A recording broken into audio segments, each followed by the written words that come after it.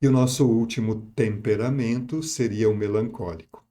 Nós temos então sanguíneo, extrovertido, fleumático, introvertido. Agora nós temos o colérico, que é um outro extrovertido, e vamos para o melancólico, que é um introvertido. Dois extrovertidos, dois introvertidos. Dois que vão para o mundo com força total e se dão muito bem aqui, e dois que são mais do mundo interno, dessas coisas de buscar o significado aqui dentro. O que é o tempero melancólico? Vamos ver principais características desse tempero. Sabe, o obediente, aquele movido por ideais como a verdade, a beleza, a justiça e tudo aquilo que for nobre. É uma pessoa muito sensível, idealista, mais reflexivo ainda que o fleumático, tem princípios fortes. Ele tem aqui, diferente do sanguíneo, que é mais expansivo, ele é consistente, ele é perseverante, muito, muito fiel.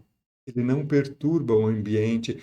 Veja que esses dois introvertidos, muitas características são muito parecidas do melancólico com o fleumático. O melancólico ele tem uma tendência mais à solidão, porque ele lida melhor com essa solidão, né? A bondade, ser atencioso, muito disciplinado, todas essas características são desse temperamento mais, né, melancólico.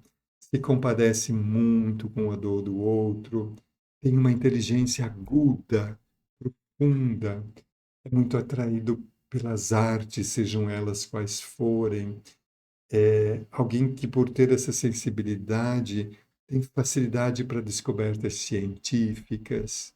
Tudo que exige profundidade está conectado com as características desse melancólico.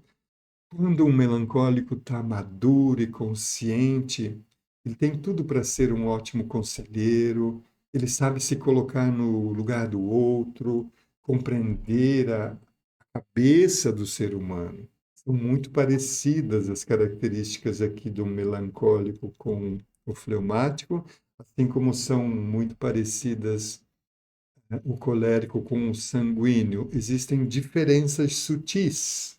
Por isso que o trabalho de analisar e se autoconhecer, aos poucos vai clareando. Mas esse melancólico, quais seriam os principais desafios?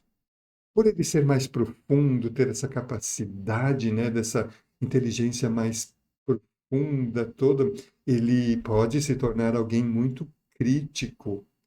Pode ser aquela pessoa que julga o outro com mais facilidade, é um julgador, ele está muito conectado em buscar essa perfeição, e essa perfeição parece que ninguém vai conseguir a não ser ele, então aí é um desafio de cair nesse perfeccionista, porque ninguém parece suprir as necessidades da realização de algo com tanta perfeição. E o melancólico, ele acha que nunca ninguém está à altura dele, não tem tanto conhecimento quanto ele. Ele não sofre pela timidez porque ele não tem uma necessidade de se expressar, mas ele tem muito medo de fracassar. Ele guarda profundamente aquilo que ele recebe de negativo, fecha-se com essas pessoas que lhe causaram isso.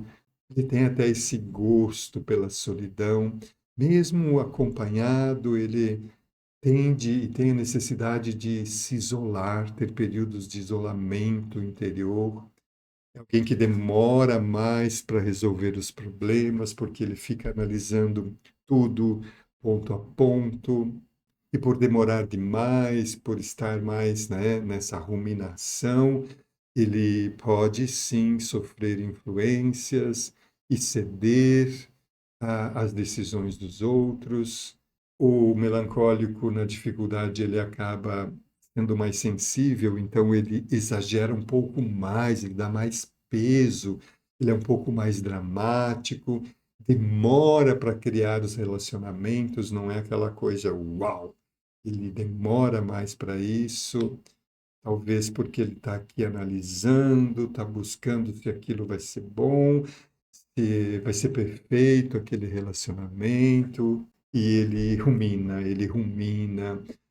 Acontece algo aqui, se um colérico recebe, o colérico já explode, se expressa, o sanguíneo vai se expressar também, o fleumático, ele meio termo, mas o melancólico ele vai guardar, ele vai ruminar, ele vai ruminar, ele vai ruminar, e ele vai ficar com aquilo, vai sofrer com aquilo, e aí então isso também faz com que ele tenha uma dificuldade maior de perdoar. Enquanto um sanguíneo, isso aí já passou. Talvez o melancólico vai dizer assim, não, mas isso me feriu profundamente. Essa pessoa entende esse comportamento mais dramático, mais ruminador, mais profundo. Essas luzes e essas sombras.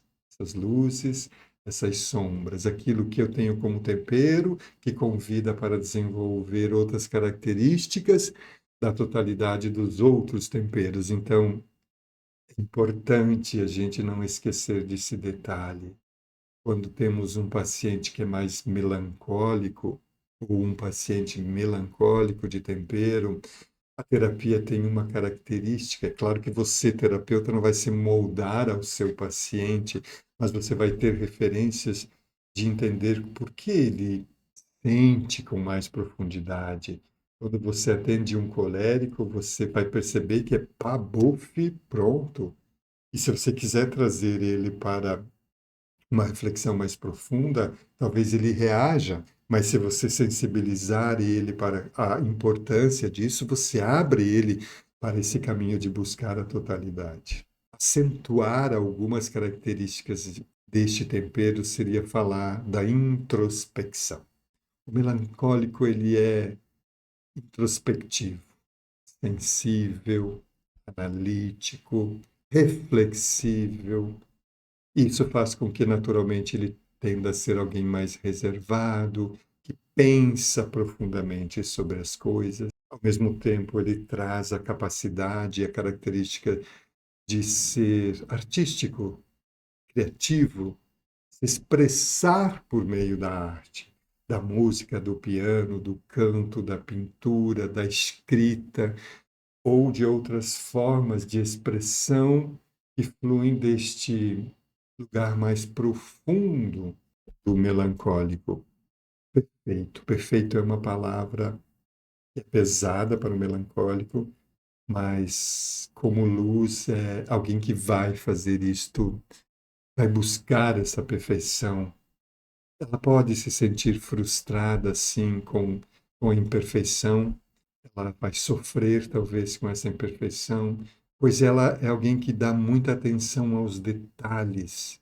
E isso é uma característica marcante para o tempero melancólico.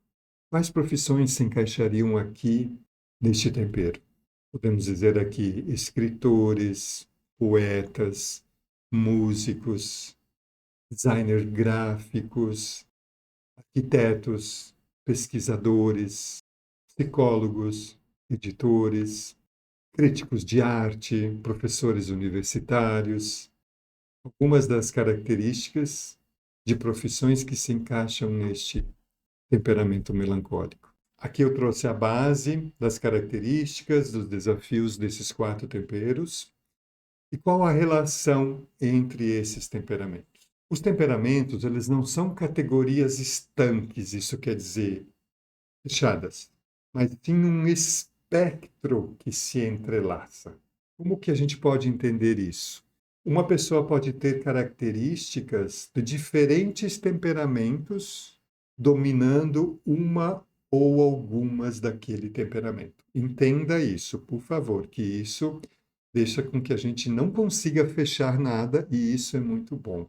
Quando eu conheço o meu temperamento, compreendo as nuances do meu temperamento, isso permite que eu construa relacionamentos com o outro, com o mundo, de uma forma muito mais fluida. Esse é um ponto importante também de conhecer, porque quando eu olho para mim para descobrir o meu tempero, é uma coisa, Mas eu tenho que pensar que eu sou ser gregário, eu vivo e dependo das relações, e a minha alma precisa das relações. O meu temperamento também vai se relacionar com outros temperamentos. E entender isso vai facilitar muito o nosso estar no mundo, como seres com características e temperos próprios que se relacionam com outros seres com outros temperos. E o outro é sempre um convite para que eu abra também a variante, ou possa pôr elementos que não são próprios do meu tempero, mas eu possa misturar e deixar o meu tempero com mais autoconhecimento e mais fluidez no mundo. E isso tudo, nessa relação com o outro, permite que eu possa desenvolver essas habilidades de comunicação com o outro, com as diferentes personalidades que se estruturaram sobre a base desses diferentes temperamentos. Isso vai fazer com que a gente conviva mais em paz e harmonia. Não se trata de competir com o temperamento, não se trata de acusar o outro pelo tempero dele, mas se trata de conhecer a mim e saber do meu tempero e dos outros, para que isso possa promover mais harmonia nas relações, no social. Tendo mais harmonia no social, nós temos harmonia no mundo. E é para isso que me parece que estamos aqui. Depois de a gente olhar para tudo isso e observar que a ciência está sempre avançando e a ciência nunca é fechada, a gente percebe que sim, esta teoria ela é relevante e será sempre relevante. Por quê? Embora ela não seja mais considerada uma teoria médica, ela ajudou e continuará ajudando o desenvolvimento de novas teorias, o entendimento, a compreensão da personalidade, dos comportamentos, do modo de ser de cada um.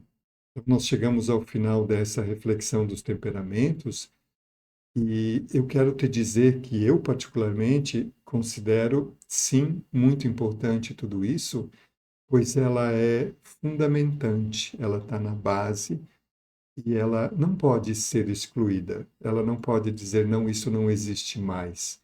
Porque a gente percebe que é uma teoria que vem de um conhecimento ancestral e a gente precisa honrar o ancestral.